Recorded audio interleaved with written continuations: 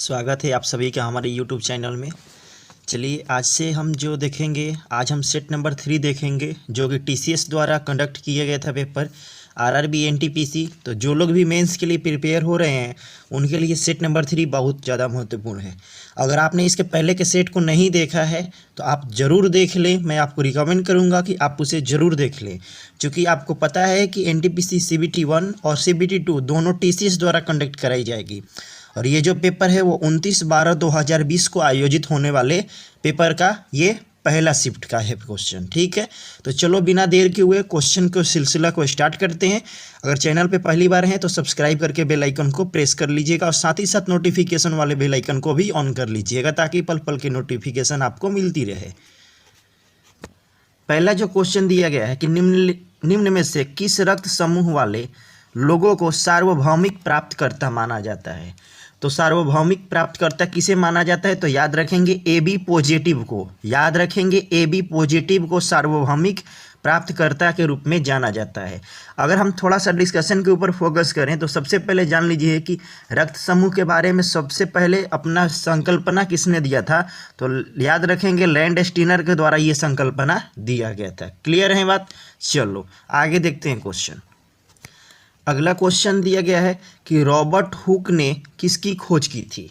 तो सभी को पता होगा कि रॉबर्ट हुक ने कोशिका की खोज की थी। किसकी खोज की थी? कोशिका, यानी राइट आंसर क्या हो जाएगा? ऑप्शन नंबर ए हो जाएगा। इस टोटल सेट में जो क्वेश्चन होंगे वो क्वेश्चन का नंबर जो होगा वो 28 होगा, यानी 28 क्वेश्चन इस टोटल सेट में आज के होंगे। आप लोग कमेंट करके लास्ट में ज़रूर बताना कि आप लोग कितने सही कर पाए हैं और कितने आपके गलत हुए हैं, तो ये बातें आप ध्यान रखेंगे। आइए क्वेश्चन के ऊपर फोकस करते हैं कि रॉबर्ट हुक ने किसकी खोज की थी, तो याद रखेंगे कोशिका की खोज की थी। क्लियर है बात। यहाँ से एक दो क्वेश्चन जान लेते हैं कि जेनसन तथा हॉन्स ने कोशिका के संबंध में पहला विवरण दिया था। जेनसन एवं हॉन्स ने, याद रखेंगे, कोशिका के संबंध में पहला विवरण दिया गया था, ये बातें याद रखेंगे। और पुरकिंजे के द्वारा किया गया था जो कार्य, वो कोशिका के घटकों को प्रोटोप्लाज्मा नाम दिया गया था। तो कोशिका के घटक को प्रोटोप्लाज्मा का नाम किसने दिया था, तो याद रखेंगे पुरकिंजे महोदय के द्वारा दिया गया था। अगला जो क्वेश्चन दिया गया है कि क्वेश्चन नंबर 3 कि थुम्बा को किसकी उपस्थिति के कारण रॉकेट लॉन्च करने के लिए आदर्श स्थल के रूप में चुना गया था। तो थुम्बा में ऐसा क्या है कि उसको आदर्श माना गया है, तो याद रखेंगे इक्वेटोरियल इलेक्ट्रोजेट्स है वहाँ पे, इलेक्ट्रोजेट्स है वहाँ पे, इसलिए थुम्बा को सबसे आदर्श स्थल के रूप में चुना गया था। अगर बात कर ले इलेक्ट्रोवियल ये इलेक्ट्रोजेट्स जो कि थुम्बा में है, इसका स्थापना कब हुआ था, तो 1962 में। याद रखेंगे कब, याद रखेंगे 1962 में। ये बातें आप याद रखेंगे, 1962 में स्थापना हुआ था। थोड़ा सा बात कर लें कि भारतीय अंतरिक्ष अनुसंधान संस्थान यानी इसरो का स्थापना कब हुआ, तो याद रखेंगे 1969 में इसरो का स्थापना हुआ। इसरो का हेड क्वार्टर कहाँ पे है, तो इसरो का जो हेड क्वार्टर है वो आपको बंगलौर में है। क्लियर है बात। चलो आगे देखते हैं क्वेश्चन को। अगला जो क्वेश्चन दिया गया है कि पित्त किसके द्वारा स्रावित होता है। ध्यान से करेंगे, ये किसी और से स्रावित होता है और जमा कहीं और होता है। तो पित्त जो है वो याद रखेंगे यकृत के द्वारा स्रावित होता है, यकृत के द्वारा स्रावित होता है। और याद रखेंगे पित्ताशय में ये जमा होता है, पित्ताशय में ये जमा होता है। चलो पित्त प्रत्येक दिन कितना होता है स्राव, तो पित्त का जो स्राव होता है वो 500 से लेकर के 800 ml तक के बीच में होता है। 500 से लेकर के 800 ml तक होता है। पित्त का कार्य क्या है, तो ये जो है वो भोजन को क्षारीय बना देता है। पित्त जो है वो भोजन को क्या कर देता है, तो क्षारीय बना देता है। और याद रखेंगे वसा का पैसीकरण करने के लिए पित्त जरूरी है। वसा का पैसीकरण करने के लिए कौन जरूरी है, तो ये जो है पित्त जरूरी है। ठीक है, थोड़ा सा बात कर ले यकृत के बारे में। तो यकृत का वजन कितना होता है, तो याद रखेंगे 1.5 से 2 kg के बीच में यकृत का वजन होता है। यकृत का वजन 1.5 से 2 kg हो गया। इसका अध्ययन किस में किया जाता है, तो हेप्टोलॉजी में यकृत का अध्ययन किया जाता है। हेप्टोलॉजी में याद रखेंगे, हेप्टोलॉजी में याद रखेंगे यकृत का अध्ययन किया जाता है। ठीक है बात। थोड़ा सा यहाँ पे अग्नाशय दिया है, अग्नाशय के बीटा सेल से क्या निकलता है, अग्नाशय के बीटा सेल से आपका इंसुलिन निकलता है और वही उसी के कमी के कारण क्या हो जाता है, इंसुलिन हो जाता है। इंसुलिन के कमी के कारण क्या हो जाता है, मधुमेह रोग हो जाता है। इंसुलिन के कमी के कारण क्या होता है, मधुमेह रोग। लेकिन क्वेश्चन देगा कि इंसुलिन के वृद्धि से कौन सा रोग होता है, तो इंसुलिन के वृद्धि से जो रोग होता है वो होता है आपको हाइपोग्लासीमिया होता है। क्या होता है, हाइपोग्लासीमिया जो होता है वो इंसुलिन की वृद्धि होने से कारण होता है। ठीक है, अगर थोड़ा सा हम बात कर ले वसा के बारे में, चूँकि वसा का पायसीकरण के बारे में हमने अभी जिक्र किया है कि वसा का पाचन कहाँ से प्रारंभ होता है, तो वसा का जो पाचन है वो याद रखेंगे ग्रहणी से प्रारंभ होता है और यकृत जो है वो मानव शरीर का सबसे बड़ा अंग है। ठीक है बात, चलिए आगे देखते हैं क्वेश्चन को। अगला क्वेश्चन दिया गया है क्वेश्चन नंबर 5 में, नेत्र लेंस की अत्यधिक वक्रता या टेढ़ापन का कारण बन सकता है। यानी नेत्र लेंस का जब अत्यधिक वक्रता या टेढ़ापन हो जाता है तो कौन सा रोग होता है, तो याद रखेंगे निकट दृष्टि दोष होता है। क्या होता है, निकट दृष्टि दोष होता है। ये बातें याद रखेंगे, निकट दृष्टि दोष। निकट दृष्टि दोष में होता क्या है, तो याद रखेंगे निकट दृष्टि दोष में पास की वस्तुएं दिखाई देती है परंतु दूर की वस्तुएं नहीं दिखाई देती है। निकट दृष्टि दोष में पास की वस्तु दिखती है जबकि दूर की वस्तु नहीं दिखती है। देखो, अगर स्पीड कम या ज़्यादा लग रहे होंगे तो आप यहाँ पे कॉर्नर पे आई बटन पे क्लिक करके वहाँ से स्पीड को कम या ज़्यादा कर सकते हैं। थोड़ा सा बात कर लेते हैं निकट दृष्टि दोष का मेन रीजन क्या है। तो इसमें लेंस की जो वक्रता त्रिज्या है या फिर फोकस दूरी दोनों कम हो जाती है। निकट दृष्टि दोष में लेंस की वक्रता त्रिज्या और फोकस दूरी दोनों कम हो जाती है जबकि इसकी कैपेसिटी यानी क्षमता बढ़ जाती है। तो याद रखेंगे निकट दृष्टि दोष में क्षमता क्या होता है, तो क्षमता जो है आपका बढ़ जाता है, क्षमता आपका बढ़ जाता है। बाकी लेंस की वक्रता त्रिज्या और फोकस दूरी दोनों कम हो जाती है। इसी के वजह से प्रतिबिंब जो भी बनता है वो रेटिना पर बनता है, लेकिन निकट दृष्टि दोष जब होगा तो रेटिना के पहले ही प्रतिबिंब बन जाएगा। निकट दृष्टि दोष में रेटिना के पहले ही प्रतिबिंब बन जाता है। ठीक है, देखो, और निकट दृष्टि दोष को दूर कैसे किया जा सकता है, तो याद रखेंगे अवतल लेंस का प्रयोग करके, अवतल लेंस का प्रयोग करके निकट दृष्टि दोष को दूर किया जाता है। अब हम थोड़ा सा बात कर लेते हैं दीर्घ दृष्टि दोष के बारे में। दीर्घ दृष्टि दोष में क्या होता है, तो निकट दृष्टि दोष का अपोजिट होता है, निकट दृष्टि दोष का उल्टा। यानी इसमें दूर की वस्तुएं दिखेगी और पास की वस्तुएं नहीं दिखेगी। क्लियर है बात। देखो, इसमें क्या होता है कि वक्रता त्रिज्या और फोकस दूरी दोनों बढ़ जाता है। इसमें दोनों कम हुआ था तो इसमें दोनों क्या हो जाएगा, बढ़ जाएगा। और इसमें क्या हुआ था, इसमें क्षमता बढ़ गया था तो इसमें क्षमता घट जाएगा। तो निकट दृष्टि दोष याद है तो उसका रिवर्स कर देंगे आप, तो दीर्घ दृष्टि दोष आपका हो जाएगा। ठीक है, और इसमें निकट दृष्टि दोष में क्या बनता है प्रतिबिंब, तो रेटिना से पहले बन जाता है और दीर्घ दृष्टि दोष में प्रतिबिंब जो है वो रेटिना के बाद में बन जाता है। ठीक, निकट दृष्टि दोष में किस लेंस का प्रयोग किया जाता है, अवतल लेंस का प्रयोग, और दीर्घ दृष्टि दोष में किसका प्रयोग किया जाता है, तो याद रखेंगे उत्तल लेंस का प्रयोग किया जाता है। क्लियर है बात। चलिए आगे देखते हैं क्वेश्चन को। अगला जो क्वेश्चन दिया गया क्वेश्चन नंबर 6 में कि निम्नलिखित में से कौन एक वेब ब्राउज़र नहीं है। निम्नलिखित में से कौन जो है वो एक प्रकार का वेब ब्राउज़र नहीं है, ये आपको बताने हैं। तो कौन वेब ब्राउज़र नहीं है, तो याद रखेंगे गूगल जो है एक प्रकार का सर्च इंजन है, न कि ये वेब ब्राउज़र है। गूगल एक प्रकार का सर्च इंजन है, न कि ये वेब ब्राउज़र है। ये बातें याद रखेंगे। आपका सफारी हो गया, ये वेब ब्राउज़र है। मोजिला फायरफॉक्स हो गया, ये भी एक वेब ब्राउज़र है। और opera, mini opera, Google Chrome, ये सारे क्या है, तो ये सारे वेब ब्राउज़र है। जबकि गूगल क्या है, तो गूगल एक प्रकार का सर्च इंजन है। क्या है, एक प्रकार का सर्च इंजन है। ठीक है बात। अगर थोड़ा सा बात कर ले वेब ब्राउज़र के विकास के बारे में, तो वेब ब्राउज़र का विकास किसके द्वारा किया गया, तो टिम बर्नर्स-ली के द्वारा 1991 में किया गया। टिम बर्नर्स-ली के द्वारा 1991 ईस्वी में किया गया। ध्यान रहे ये सेट नंबर 3 है। इसके बाद अभी जितने भी शिफ्ट में हुए हैं सभी शिफ्ट को हम डिस्कस करेंगे, आप बने रहेंगे।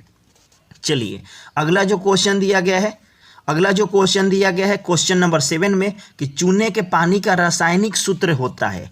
चूने के पानी का रासायनिक सूत्र क्या होता है, इसे ही हम कहते हैं बुझा हुआ चूना या स्लेक्ड लाइम कहते हैं, जिसका रासायनिक सूत्र क्या होता है CaOH का होल ट्वाइस, यानी ऑप्शन नंबर आपका बी होता है। याद रहे, यही स्लेक्ड लाइम कहलाता है या फिर बूझा हुआ चूना कहलाता है।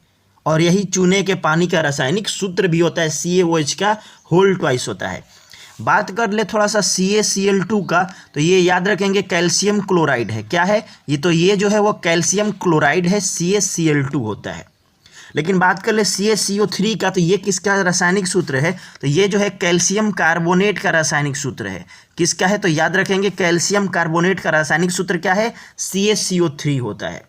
अगर बात कर ले, देखो यहाँ पर तो बुझा हुआ चूना हो गया, बुझा हुआ चूना हो गया, लेकिन अनबुझा चूना अगर बोल देगा, क्वेश्चन ग्रुप डी में सबसे ज़्यादा पूछता है अनबुझा चूना, तो अनबुझा चूना किसे कहता है? कैल्शियम ऑक्साइड को कहा जाता है, CaO। कैल्शियम ऑक्साइड को कहा जाता है क्विक लाइम। ध्यान रहे, ये जो है वो स्लेक्ड लाइम है और ये जो है वो आपका क्विक लाइम है। क्विक लाइम है, कैल्शियम ऑक्साइड होता है। ठीक है, थोड़ा सा हम बात कर लेते हैं कि आपको आप प्लास्टर ऑफ पेरिस का सूत्र क्या होता है। तो प्लास्टर ऑफ पेरिस का सूत्र क्या होता है? तो CaSO4 इंटू हाफ H2O होता है। क्या होता है? हाफ H2O जो होता है वो प्लास्टर ऑफ पेरिस का होता है और ये निर्जलीकरण द्वारा जमता है। ये बातें याद रखेंगे। चलो अगले क्वेश्चन को देखते हैं। अब जो होने जा रहा है स्टार्ट, हमारा सामान्य अध्ययन होने जा रहा है। क्वेश्चन नंबर 8 को हम डिस्कस करने जा रहे हैं। ठीक है, क्वेश्चन दिया कि यूनेस्को द्वारा सांची स्तूप को विश्व धरोहर में कब घोषित किया गया था या कब शामिल किया गया था? तो याद रखेंगे 1989 में जो सांची का स्तूप जो कि मध्य प्रदेश में है, विश्व धरोहर स्थल यानी यूनेस्को में शामिल किया गया था। यूनेस्को का पूरा नाम क्या है? तो यूनेस्को का पूरा नाम है United Nation Educational Scientific and Cultural Organization. UNESCO का फुल फॉर्म क्या है? तो याद रखेंगे United Nation Educational Scientific and Cultural Organization याद रखेंगे। यूनेस्को का स्थापना कब हुआ? तो याद रखेंगे ये स्थापना जो है 1945 में हुआ। कब हुआ? 1945 में यूनेस्को का स्थापना हुआ। 1945 में यूनेस्को का स्थापना हुआ। टोटल इसमें कितने देश हैं? तो टोटल इसमें 193 देश हैं। ये बातें याद रखेंगे। और यूनेस्को का हेड क्वार्टर कहाँ पे है? तो यूनेस्को का हेड क्वार्टर जो है वो आपको पेरिस में है। कहाँ पे है यूनेस्को का हेड क्वार्टर? तो याद रखेंगे ये यूनेस्को का हेड क्वार्टर कहाँ पे है? तो पेरिस में है। ठीक है, सांची का स्तूप कहाँ पे है? तो MP में, मध्य प्रदेश में है। मध्य प्रदेश में सांची का स्तूप है। और याद रखेंगे ये सम्राट अशोक के द्वारा बनाया गया था। किसके द्वारा बनाया गया था? तो सम्राट अशोक के द्वारा बनाया गया था। ये 3री शताब्दी की देन है। किस शताब्दी की देन है? तो याद रखेंगे 3री शताब्दी की देन है। बात बाकी आपका राइट आंसर क्या आ गया? 1989 आपका ऑप्शन नंबर बी बिल्कुल सही उत्तर है। आइए आगे देखते हैं क्वेश्चन को। क्वेश्चन नंबर 9 क्या दिया गया है सर? 9 नंबर क्वेश्चन में दिया गया है कि किस देश में सबसे सफल सहकारी कृषि है? किस देश में सबसे सफल सहकारी कृषि है? तो याद रखेंगे कहाँ पे है? डेनमार्क में। कहाँ पे है? डेनमार्क। डेनमार्क की राजधानी कहाँ है? सभी लोग कमेंट करेंगे।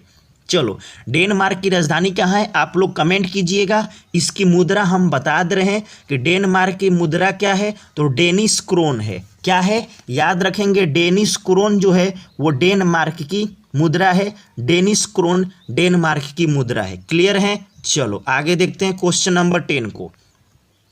क्वेश्चन नंबर 10 दिया गया है कि HTTP का फुल फॉर्म क्या होता है, यानी HTTP का पूर्ण रूप क्या होता है? तो याद रखेंगे इसका जो फुल फॉर्म होता है वो हाइपर टेक्स्ट ट्रांसफ़र प्रोटोकॉल होता है। क्या होता है? हाइपर टेक्स्ट ट्रांसफ़र प्रोटोकॉल होता है। ये बातें ध्यान रखेंगे। और जो ये HTTP का प्रयोग किया जाता है ये वेब पेज पर किया जाता है। ठीक है बात? देखो, और जो वर्ल्ड वाइड वेब है उसका जो पेज कहलाता है वही आपका वेब पेज कहलाता है। क्लियर है? चलिए आगे देखते हैं क्वेश्चन नंबर 11 को। क्वेश्चन नंबर 11 में क्या दिया गया है सर? क्वेश्चन नंबर 11 में दिया गया है कि कांग्रेस के किस अधिवेशन में स्वराज्य की प्राप्ति का आह्वान किया गया था? कांग्रेस के किस अधिवेशन में स्वराज्य प्राप्ति का आह्वान किया गया था? तो याद रखेंगे 1906 के अधिवेशन में। किस अधिवेशन में? 1906 के अधिवेशन में। बात समझिएगा, ये कांग्रेस का 22वां अधिवेशन था। याद रखेंगे ये कांग्रेस का 22वां अधिवेशन था। चलो पूरी डिटेल्स करते हैं। 1906 का जो अधिवेशन हुआ था वो याद रखेंगे ग्रैंड ओल्ड मैन यानी दादा भाई नौरोजी के द्वारा इसकी अध्यक्षता की गई थी। दादा भाई नौरोजी के द्वारा इसकी अध्यक्षता की गई थी। और ये कहाँ पे हुआ था तो याद रखेंगे ये जो अधिवेशन हुआ था ये कोलकाता में अधिवेशन हुआ था। कहाँ पे हुआ था? 1906 का अधिवेशन कोलकाता में हुआ था। दादा भाई नौरोजी इसके अध्यक्ष थे और ये कांग्रेस का 22वां अधिवेशन था। क्लियर है बात? अब थोड़ा सा हम बात कर लेते 1909 का। क्वेश्चन भर भर के मिला है, आगे में जरूर मिलेगा देखने को आपको, ठीक है। 1909 में क्या किया गया तो मुस्लिमों के लिए पृथक प्रतिनिधित्व का उपबंध किया गया है, यानी मुस्लिमों के लिए अलग निर्वाचन पद्धति का जन्मदाता कहाँ से माना जाता है तो 1909 के मार्ले मिंटो सुधार से माना जाता है, ठीक है। चलो आगे एक दो क्वेश्चन देख लेते हैं। जैसे एक और इस बीच में फेवरेट है कौन सा तो 1905 है। 1905 में स्वराज शब्द किया गया था। क्या किया गया था? 1905 में जो था वो स्वराज शब्द का प्रयोग किया गया था, लेकिन किसके द्वारा तो याद रखेंगे स्वामी दयानंद सरस्वती के द्वारा किया गया था। उसके बाद गोपाल कृष्ण गोखले ने स्वराज शब्द किया था, यानी सबसे पहले स्वामी दयानंद सरस्वती किए थे और 1905 में गोपाल कृष्ण गोखले के द्वारा किया गया था। ये बातें याद रहेंगे। और एक नारा है, क्या नारा है कि स्वराज मेरा जन्म सिद्ध अधिकार है और मैं इसे लेकर रहूँगा। किसकी देन है तो याद रखेंगे बाल गंगाधर तिलक की देन है। किसकी देन है? वो नारा किसका है तो याद रखेंगे बाल गंगाधर तिलक का वो नारा है, स्वराज मेरा जन्म सिद्ध अधिकार है और मैं इसे लेकर के ही रहूँगा। चलो आगे देखते हैं। अगला जो क्वेश्चन दिया गया है कि पुरातात्विक खुदाई के बारे में अर्नेस्ट मैके द्वारा लिखित पुस्तक का नाम क्या है। जो पुरातात्विक खुदाई के बारे में अर्नेस्ट मैके के द्वारा लिखा गया था उसका पूरा नाम क्या है या उसका नाम उस पुस्तक का नाम क्या है तो पुस्तक का नाम है फर्दर एक्सवेशन एट मोहनजोदड़ो। क्या याद रखेंगे? Further excavation at Mohenjodaro. ये बातें याद रखेंगे। मोहनजोदड़ो शब्द का शाब्दिक अर्थ क्या होता है तो याद रखेंगे मृतकों का टीला। ये सिंधी भाषा में इसका अर्थ होता है। क्लियर बात है? किस भाषा में तो याद रखेंगे सिंधी भाषा में मृतकों का टीला क्या कहा जाता है। इनका खोज कब हुआ था तो 1921 ईस्वी में मोहनजोदड़ो की खोज हुआ था। खोजकर्ता कौन थे तो याद रखेंगे रखाल दास बनर्जी के द्वारा खोजा गया था और ये सिंधु सभ्यता की एक महत्वपूर्ण इमारत ये क्या बोलते हैं सभ्यता में से एक थी, स्थल में से एक था। सिंधु घाटी सभ्यता के प्रमुख स्थल में से मोहनजोदड़ो एक था। सिंधु घाटी सभ्यता को हड़प्पा सभ्यता के नाम से जाना जाता है। क्यों? क्योंकि सिंधु घाटी सभ्यता की जब खोज की जा रही थी तो सबसे पहले हड़प्पा सभ्यता की खोज की गई थी, इसलिए सबसे उपयुक्त नाम कहा जाता है कि हड़प्पा सभ्यता उसका नाम है। क्लियर है? चलिए आगे देखते हैं क्वेश्चन। अगला क्वेश्चन दिया गया है, अच्छा ऑप्शन शायद कट गया है यहाँ से, कोई बात नहीं, चलो ऑप्शन कट गया, डू नॉट वरी, कि जापान के सम्राट अकिहितो द्वारा राजगद्दी त्याग के साथ शुरू हुए साम्राज्यिक युग को किस रूप में जाना जाता है। यानी जापान में अब जो है वो किसका शासन चलने लगा तो अकिहितो का शासन चलने लगा। अकिहितो का शासन चलने लगा, ये बातें याद रखेंगे।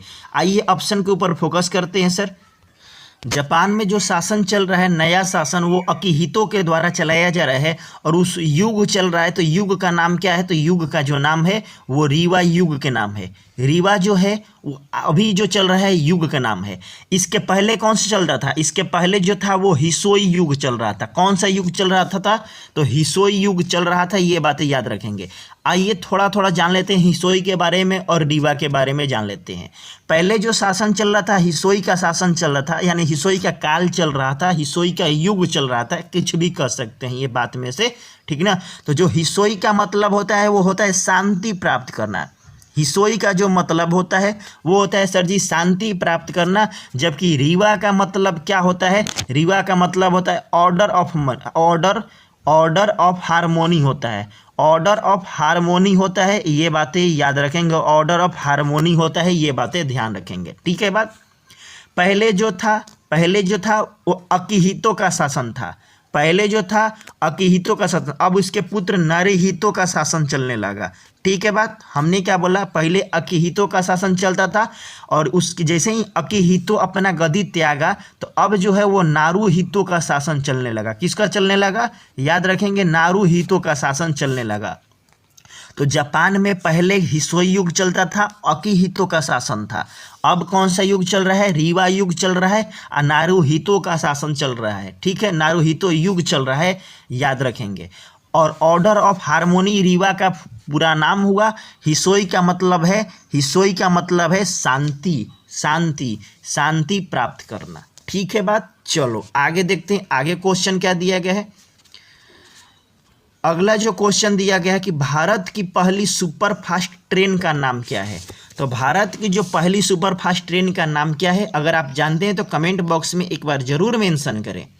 तो भारत की पहली सुपर फास्ट ट्रेन का नाम जो है वो है डेक्कन क्वीन। क्या है उसका नाम क्या है, डेक्कन क्वीन है। और याद रखेंगे डेक्कन क्वीन क्वेश्चन अगर देगा कि डेक्कन क्वीन कैसे चलती है तो याद रखेंगे ये बिजली से चलने वाली पहली लंबी रेलगाड़ी है, पहली लंबी दूरी की रेलगाड़ी है। याद रखेंगे डेक्कन क्वीन कैसे चलती है तो बिजली से चलती है। बाकी अगर बात करें कि भारत में रेलवे लाइन की शुरुआत कब हुई थी तो हुआ था 16 अप्रैल 1853 को हुआ था। 16 अप्रैल 1853 को हुआ था, लॉर्ड डलहौजी के शासनकाल में हुआ था और 34 किलोमीटर की ये दूरी सबसे पहले इसने तय किया था। उस ट्रेन का नाम क्या था तो याद रखेंगे ब्लैक ब्यूटी जो था, ब्लैक ब्यूटी जो था उस ट्रेन का नाम था, जो कि 16 अप्रैल 1853 को चला था। क्लियर है। अगर रेलवे बोर्ड की स्थापना बोला जाए तो रेलवे बोर्ड का जो स्थापना है वो 1905 में किया गया था। ये बातें याद रखेंगे, रेलवे बोर्ड की स्थापना 1905 में किया गया था।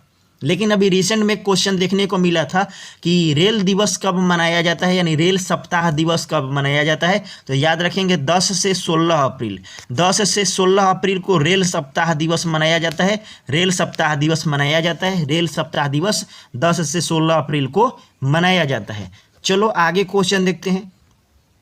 अगला क्वेश्चन दिया गया क्वेश्चन नंबर 15 में कि किस प्रसिद्ध लेखिका ने माधवीकुट्टी उपनाम का इस्तेमाल किया था। पहले आंसर देने का प्रयास करेंगे आप लोग खुद से। ठीक है, कॉपी पेन साथ में रखेंगे, जो आपको अच्छा लगेगा एक बार जरूर नोट डाउन कर लेंगे। मेंस के लिए और सभी एग्जाम के लिए बहुत ज़्यादा महत्वपूर्ण है, इसे डिस्टर्ब ना होने दे। 50 नंबर की यहाँ से क्वेश्चन आने वाली है। किस प्रसिद्ध लेखिका ने माधवीकुट्टी नाम उपनाम का इस्तेमाल किया था। तो राइट आंसर हो जाएगा क्या, आपका कमला दास हो जाएगा।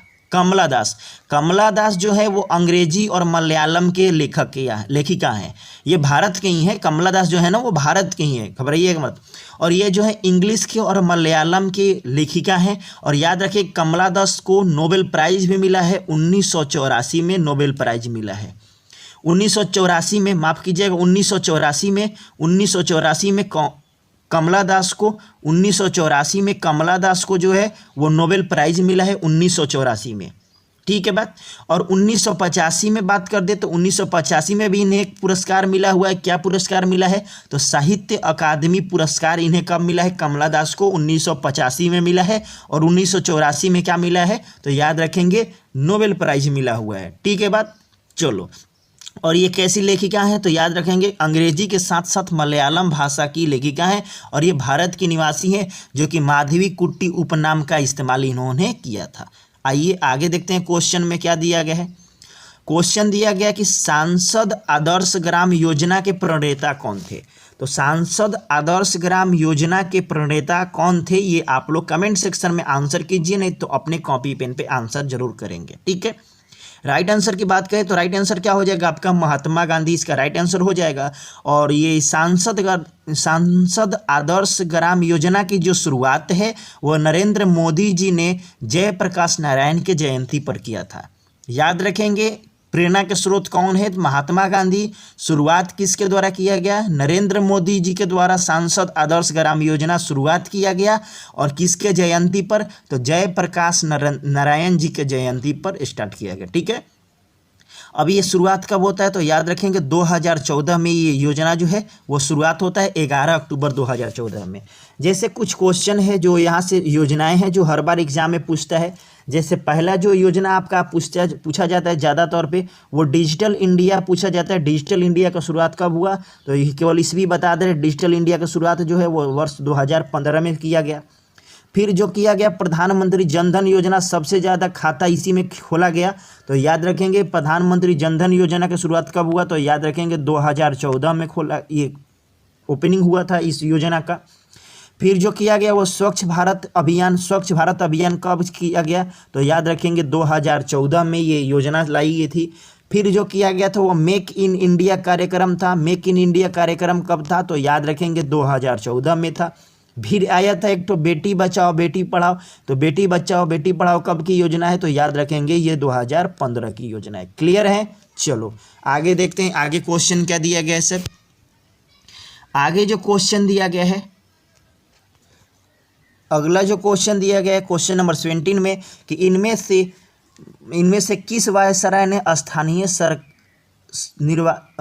ने निर्वाचित स्थानीय सरकारी निकायों के सृजन की पहल की थी, तो किसके द्वारा किया गया था, तो याद रखेंगे लॉर्ड रिपन के द्वारा किया गया था। जहाँ पे स्थानीय आ जाएगा आप लॉर्ड रिपन लगा सकते हो, ठीक है। लॉर्ड रिपन के द्वारा वर्नाक्यूलर प्रेस एक्ट को ख़त्म किया गया था 1882 में। कब किया गया था, तो याद रखेंगे 1882 में ख़त्म किया गया था। 1882 में वर्नाक्यूलर प्रेस एक्ट को ख़त्म किया गया था। लेकिन कुछ लोग जानना चाहेंगे कि इसे लगाया था कौन, तो याद रखेंगे लगाने वाला जो था वो लिटन था। लगाने वाला जो था वो लिटन था, लिटिन हो गया है, ठीक ना। लगाने वाला कौन था, तो याद रखेंगे लगाने वाला जो था वो लिटन था, और हटाने वाला कौन था, तो रिपन था। लगा था कब, तो 1878 में लगा था, और ये हटा था कब, तो याद रखेंगे 1882 में ये हटा था, ठीक है। लॉर्ड रिपन के बारे में और चर्चा के ऊपर फोकस करते हैं, तो याद रखेंगे जो सिविल सेवा का अधिकतम आयु था पहले जो था वो ये मिनिमम एज था जो था वो 19 वर्ष था, लेकिन इसी के द्वारा बढ़ा करके 21 वर्ष कर दिया गया। पहले जो था वो 19 वर्ष था, अभी जो कर दिया गया 21 वर्ष कर दिया गया। अधिकतम ये प्रवेश की जो आयु होती है वो। लॉर्ड रिपन के बारे में एक और बात आती है सामने निकल करके कि नियमित जनगणना किसके शासनकाल में हुआ, तो नियमित जनगणना जो है वो याद रखेंगे लॉर्ड रिपन के बारे में हुआ था। नियमित जनगणना कब हुआ था, तो याद रखेंगे 1881 में नियमित जनगणना की शुरुआत हुई थी। बाकी जनगणना की शुरुआत कब हुई थी, तो 1872 में ही शुरुआत हो गया था जनगणना का, लेकिन नियमित जनगणना 1881 में हुआ था। याद रखेंगे इस बात को। रिपन के बारे में एक और चीज़ जाना जाता है कि स्थानीय स्वशासन की शुरुआत किसने किया था, तो लॉर्ड रिपन के द्वारा स्थानीय स्वशासन की शुरुआत किया गया था। और थोड़ा सा बात कर ले लॉर्ड वेवेल के बारे में। लॉर्ड वेवेल के बारे में बात कर ले थोड़ा सा, तो लॉर्ड वेवेल के बारे में जान लीजिएगा। जो कैबिनेट मिशन भारत आया था 1946 को, 1946 को जब भारत आया था कैबिनेट मिशन, उस समय गवर्नर जनरल कौन था, तो लॉर्ड वेवेल था, ठीक है। थोड़ा सा इरविन के बारे में बात कर ले, तो लॉर्ड इरविन 1931 में गांधी और इरविन के बीच में समझौता होता है, 11 सूत्रीय मांग पर हस्ताक्षर की जाती है। बात कर ले लॉर्ड रीडिंग के बारे में, तो लॉर्ड रीडिंग के बारे में 3 घटनाएं बहुत ज़्यादा महत्वपूर्ण है। पहला जो है वो 1921 का मोपला विद्रोह जो कि केरल में हुआ, 1921 का मोपला विद्रोह जो कि केरल में हुआ, और 1923 का स्वराज पार्टी का स्थापना। 1923 का स्वराज पार्टी की स्थापना, ये दोनों के समय कौन थे, तो लॉर्ड रीडिंग थे। और याद रखेंगे चौरा चौरी कांड, क्या याद रखेंगे, चौरा चौरी कांड के समय गवर्नर जनरल कौन था, तो लॉर्ड रीडिंग थे। लॉर्ड रीडिंग के समय में 3 घटना, 1923 की घटना स्वराज पार्टी की स्थापना, 1921 में आपका हुआ मोपला विद्रोह, और चौरा चौरी कांड 5 फरवरी 1922 के गोरखपुर जिले में। याद रखेंगे ये तीनों के समय गवर्नर जनरल कौन था, तो लॉर्ड रीडिंग था। क्लियर है। चलिए आगे देखते हैं। अगर फ्रेंड्स अच्छी लग रही होगी तो चैनल को सब्सक्राइब करके बेल आइकन को प्रेस जरूर कर लीजिएगा। साथ ही साथ नोटिफिकेशन वाले बेल आइकन को प्रेस कर लीजिएगा। शाम में 8 बजे हम रोजाना मिलते हैं।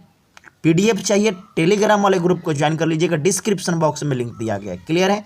चलो आगे क्वेश्चन देखते हैं कि रूर क्षेत्र का सबसे महत्वपूर्ण औद्योगिक क्षेत्र है, यानी रूर जो है वो कहाँ का महत्वपूर्ण औद्योगिक क्षेत्र है, तो रूर जो है वो आपको जर्मनी का है। जर्मनी का हृदय भी कह सकते हो इसे, जर्मनी का हृदय भी कह सकते हो इसे। पूछो कैसे, क्योंकि रूर जो है वो सबसे ज़्यादा औद्योगिक क्षेत्र के दृष्टिकोण से महत्वपूर्ण है। रूर जो है वो किस खनिज के लिए, किस खनिज सेल के लिए, तो कोयला के लिए सबसे ज़्यादा इसी में मिलता है, बेसिक रूर क्षेत्र में ही कोयला मिलता है। और रूर क्षेत्र में कौन सा कोयला मिलता है, तो हमने कार्बन के आधार पर आपको 4 कोयले बताए हैं। हमने कार्बन के आधार पर आपको 4 कोयले बताए हैं, एंथ्रासाइट, बिटुमिनस, लिग्नाइट और पीट। और जो रूर क्षेत्र है उसमें बिटुमिनस कोयला मिलता है। कौन सा कोयला मिलता है, बिटुमिनस कोयला मिलता है। और ये जो रूर पड़ता है जर्मनी में, और जर्मनी आपको कहाँ पड़ता है, यूरोप में पड़ता है। जर्मनी आपको कहाँ पड़ता है, तो यूरोप में पड़ता है। तो इसीलिए यूरोप का हार्दिक स्थल या हृदय स्थल किसे कहा जाता है, तो याद रखेंगे जर्मनी का कला प्रदेश की रूर कहा जाता है, उसी को यूरोप का हृदय भी कहा जाता है। हमने बताया कि जर्मनी किस महाद्वीप में पड़ता है, तो आपको यूरोप में पड़ता है, ठीक है, यूरोप में पड़ता है आपका, ठीक है।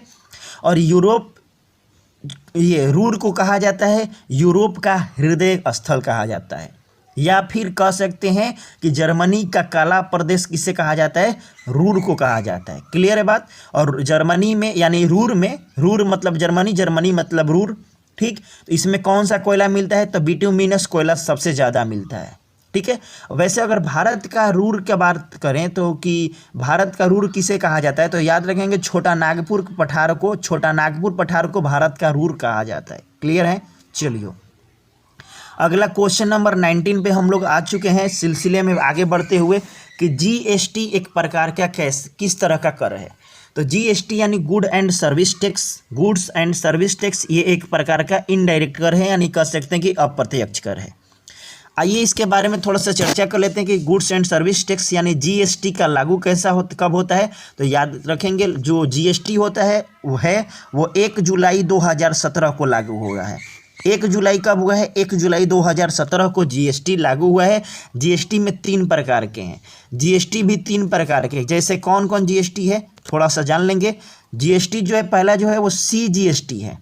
ये इसमें क्या करता है, सीजीएसटी में क्या होता है, तो केंद्र सरकार महत्वपूर्ण होता है। कौन होता है, केंद्र सरकार होता है। बात करें एसजीएसटी के बारे में, तो एसजीएसटी में कौन होता है, एस से होता है स्टेट यानी राज्य इसमें महत्वपूर्ण होता है। बात करें आईजीएसटी यानी इंटरनेशनल ये गुड्स एंड सर्विस टैक्स, इसमें कौन होता है, इसमें भी होता है सेंट्रल गवर्नमेंट, यानी कह सकते हैं कि केंद्र सरकार ही होता है। देखो central goods and service tax, तो सेंट्रल यानी क्या, केंद्र हो गया। स्टेट मतलब में क्या आ जाएगा, राज्य आ जाएगा। और इंटरनेशनल में भी क्या आ जाएगा, केंद्र ही आ जाएगा, ठीक है। अब हम कुछ बात कर लेते हैं प्रत्यक्ष और अप्रत्यक्ष कर के बारे में। जैसे प्रत्यक्ष कर के बारे में बात करें तो आयकर क्या है आपका, आयकर जो है एक प्रकार का प्रत्यक्ष कर है।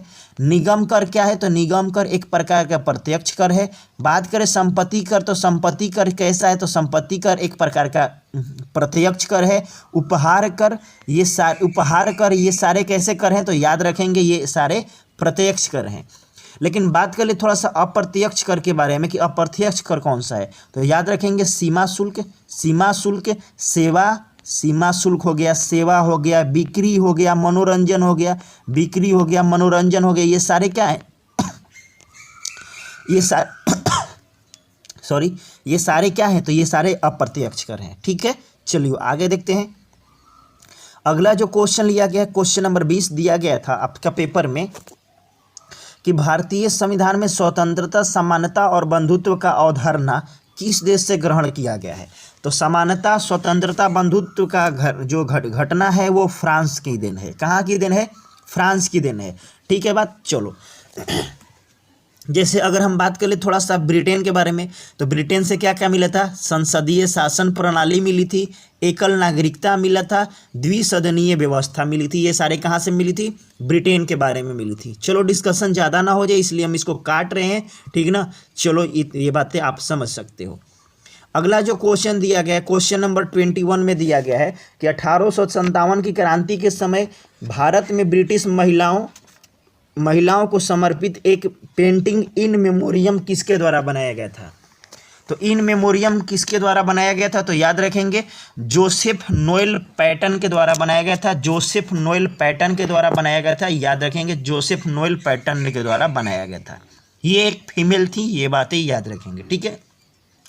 थोड़ा सा बात हो गया 1857 की, तो यहाँ पे कर लेते हैं कि 10 मई 1857 को मेरठ से ये स्टार्ट होता है हमारा विद्रोह जो है, एक प्रकार का राष्ट्रीय विद्रोह है। इस पे तमाम इतिहासकारों ने और सैनिकों द्वारा दिया गया था स्टेटमेंट, हम अभी ये बात करेंगे, ठीक है।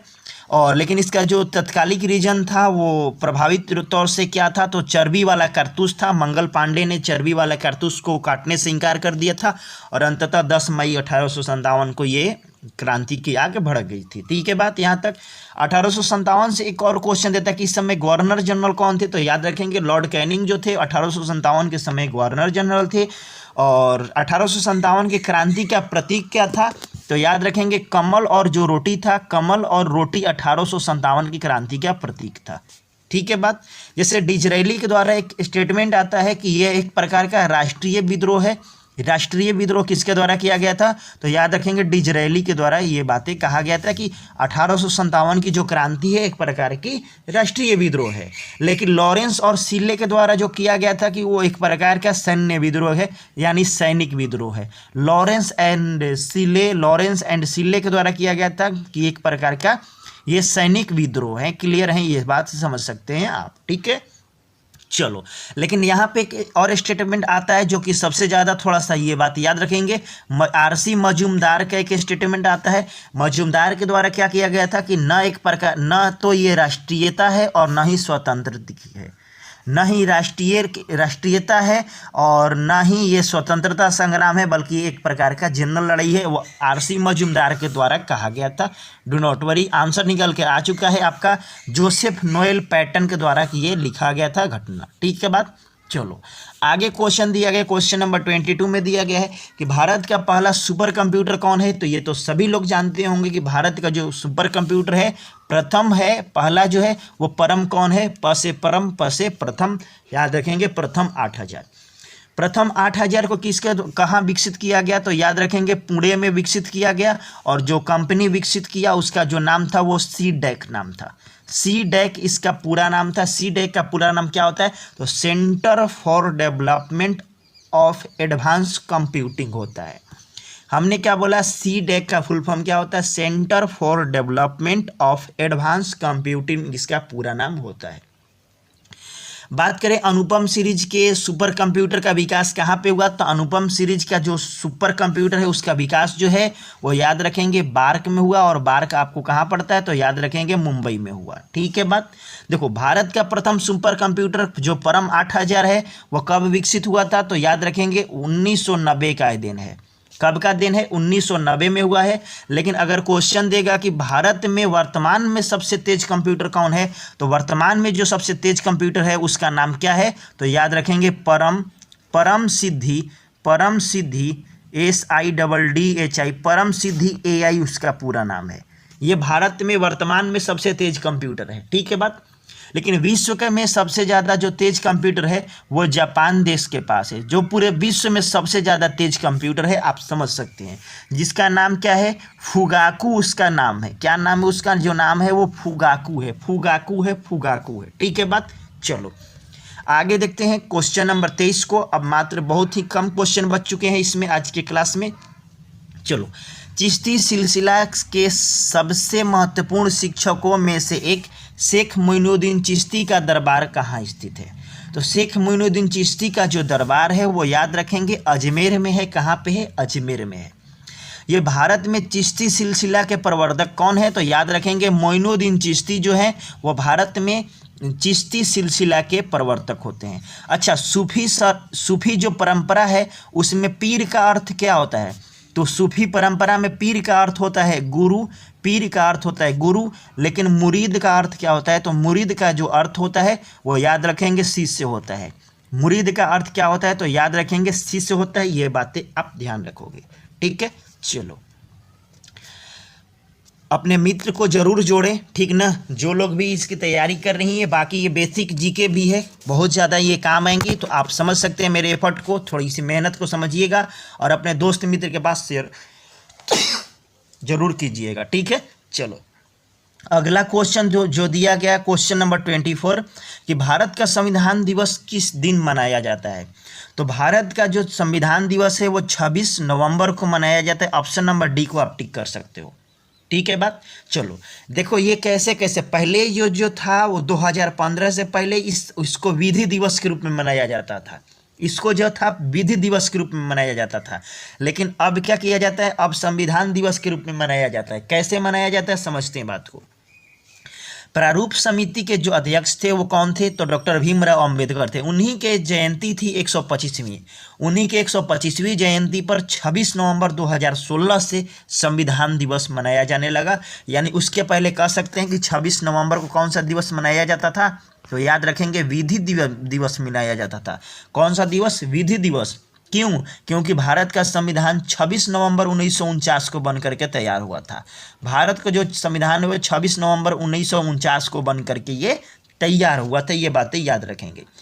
26 नवंबर के बारे में और बात कर ले तो थोड़ा सा जान लेंगे। 26 नवंबर के बारे में एक और दिवस मनाया जाता है, दूध दिवस। इसी दिन मनाया जाता है, याद रखेंगे, दूध दिवस। जो कि दूध दिवस किससे से संबंधित है, तो श्वेत क्रांति से संबंधित है। और श्वेत क्रांति के जनक कौन है, तो वर्गीज कुरियन है। कौन है श्वेत क्रांति का जनक, वर्गीज कुरियन है, वर्गीज कुरियन है, वर्गीज कुरियन है। ये बातें याद रखना, ठीक है। चलो अगला जो क्वेश्चन दिया गया है, अगला क्वेश्चन नंबर 25 दिया गया है सर। दिया गया है कि भारतीय राष्ट्रीय कांग्रेस का गठन किसके द्वारा किया गया था, तो भारतीय राष्ट्रीय कांग्रेस का जो गठन है वो याद रखेंगे एक्टोबियम ए ह्यूम के द्वारा किया गया था, एक्टोबियम ए ह्यूम के द्वारा किया गया था। और WC बनर्जी इसके प्रथम अध्यक्ष थे। WC बनर्जी जो थे वो इसके ये प्रथम अध्यक्ष थे, यानी एवं ह्यूम के बाद बने थे, यानी कह सकते हैं कि वो उसमें शामिल थे, ठीक है बात। चलो आगे हम बात कर ले कि इसका स्थापना कब होता है, तो 28 दिसंबर 1885 को होता है। एओ ह्यूम के नेतृत्व में होता है। ये बातें याद रखेंगे। और हाँ, एक क्वेश्चन यहाँ से देता है कि महात्मा गांधी कहाँ के अधिवेशन चुने गए थे, तो 1924 के जो बेलगांव अधिवेशन था उसमें चुने गए थे। ये बातें आप ध्यान रखेंगे। 1924 का बेलगांव अधिवेशन जिसमें महात्मा गांधी ने अध्यक्षता किया था। चलो अगला जो क्वेश्चन दिया गया है कि कौन सी भारत की सबसे ऊंची चोटी है, तो भारत की जो चोटी है विकल्प के अनुसार है वो कंचनजंगा है। विकल्प के अनुसार कंचनजंगा है। ये बातें याद रखेंगे। दुनिया की सबसे ऊंची चोटी कौन सा है, तो याद रखेंगे माउंट एवरेस्ट जो है वो दुनिया की सबसे ऊंची चोटी है। ये बातें याद रखेंगे, ठीक है बात। चलो आगे देखते हैं क्वेश्चन। अगला क्वेश्चन क्या दिया गया है, अगला जो क्वेश्चन दिया गया है क्वेश्चन नंबर 27। क्वेश्चन नंबर 27 में दिया गया है कि निम्नलिखित में से कौन एक बाघ संरक्षित है, तो बाघ संरक्षित कौन है, तो याद रखेंगे जिम कॉर्बेट जो नेशनल पार्क है जो कि उत्तराखंड में है, वो एक प्रकार का बाघ संरक्षित क्षेत्र है, यानी टाइगर रिजर्व है। अच्छा, टाइगर रिजर्व प्रोजेक्ट की शुरुआत कब हुआ है, तो 1973 में होता है। टाइगर रिजर्व प्रोजेक्ट की शुरुआत होती है। और पहली बार बाघों की गणना कब हुई थी, 1972 में सबसे पहले बाघ को गिना गया था। भारत में सबसे ज़्यादा बाघ हैं, विश्व की तुलना करें तो भारत में सबसे ज़्यादा बाघ हैं। और भारत के भी मध्य प्रदेश में सबसे ज़्यादा बाघ हैं, तो इसलिए मध्य प्रदेश को कहा जाता है टाइगर स्टेट कहा जाता है, ठीक है। ये बात याद रखेंगे, टाइगर स्टेट कहा जाता है। ये बातें याद रखेंगे। जिम कॉर्बेट नेशनल पार्क जो कि पुराना नाम था हेली नेशनल पार्क, इसका स्थापना कब होता है, तो याद रखेंगे 1936 में इसका स्थापना होता है। जिम कॉर्बेट नेशनल पार्क का स्थापना होता है। वर्तमान में भारत में कितने टाइगर रिजर्व हैं, तो याद रखेंगे 53 टाइगर रिजर्व हैं, यानी 53 टाइगर रिजर्व हैं। ये बातें याद रखेंगे, यानी बाघ संरक्षित क्षेत्र हैं। और जो 53वां है उसका नाम क्या है, तो याद रखेंगे घासीदा राष्ट्रीय उद्यान। घासीदा राष्ट्रीय उद्यान आपसे क्वेश्चन देगा कि घासीदा राष्ट्रीय उद्यान, क्योंकि ये सबसे नया है। राष्ट्रीय उद्यान कहाँ पे है, तो याद रखेंगे ये छत्तीसगढ़ में है। कहाँ पे है, छत्तीसगढ़ में। तो राइट आंसर क्या निकल के आ जाता है आपका, जिम कॉर्बेट नेशनल पार्क जो कि उत्तराखंड में है। और घासीदा जो कि सबसे नया है राष्ट्रीय उद्यान है, ये छत्तीसगढ़ में स्थित है। 53 इसमें बाघ संरक्षित क्षेत्र है। विश्व में स्थान भारत का प्रथम है। और भारत में सबसे ज़्यादा बाघ किसके पास है, तो मध्य प्रदेश के पास बाघ है, ठीक है। 1973 की बात करें तो टाइगर रिजर्व प्रोजेक्ट की शुरुआत हुई थी। और भारत में पहली बार बाघों की गणना कब हुई थी, 1972 में बाघों की गणना सबसे पहले की गई थी। आइए आज के आखिरी क्वेश्चन की ओर हम लोग अग्रसर हो रहे हैं। एक लाइक जरूर कर दीजिएगा सभी लोग, जितने भी लोग इस वीडियो को देख रहे हैं सभी लोग एक बार लाइक जरूर कर देंगे। और एक बार कमेंट्स करके बताएंगे कि कैसी लगी आज की डिस्कशन। और डिस्कशन अगर आप कम चाहते हैं या ज़्यादा चाहते हैं, जो भी आपके सुझाव हैं आप हमारे कमेंट सेक्शन में ज़रूर दें, ठीक है। और आउट ऑफ 28 आप लोगों ने कितना गेन, कितना अचीव किया, आप लोगों की परफॉर्मेंस कैसी है, एक बार जरूर आप लोग कमेंट करके मेरे को बताएंगे। ये रहा क्वेश्चन नंबर 28, जिसका राइट आंसर आपको करना है। इसका राइट आंसर हम कल की वीडियो में देंगे कि चंद्रयान 2 को लॉन्च करने के लिए किस लॉन्च यान का उपयोग किया गया था। ये बातें याद रखेंगे कि ऑप्शन क्या क्या है आपके पास, कि PSLV C-46 है, GSLV MK3 M1 है, और ASLV है, और GSLV MK2 है। तो इसका राइट आंसर क्या हो जाएगा आपके अकॉर्डिंग, A, B, C या फिर D? आप अपना कमेंट जरूर करें। आपके कमेंट और आपके सलाह और आपके सहयोग जो भी हैं वो सराहनीय होते हैं, इसलिए आप जरूर अपना कमेंट करके अपना समय निकाल करके जरूर दें। ठीक है फ्रेंड्स, कल मिलेंगे शाम में, फिर हम 8 बजे, रोजाना 8 बजे लाइव आते हैं। तो कभी नहीं हो पाते हैं लाइव तो रिकॉर्डेड वीडियो होती है, जैसे कि आज की ये वीडियो है। तो माँ भी चाहते हैं रिकॉर्डेड वीडियो हमको देना पड़ा, चूँकि नेटवर्क इशू हो रही है उस टाइम में। तो थैंक यू सो मच जुड़ने के लिए। अपने